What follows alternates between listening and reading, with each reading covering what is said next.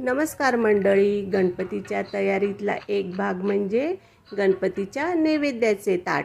ते कसे तयार करायचे हे बघूया.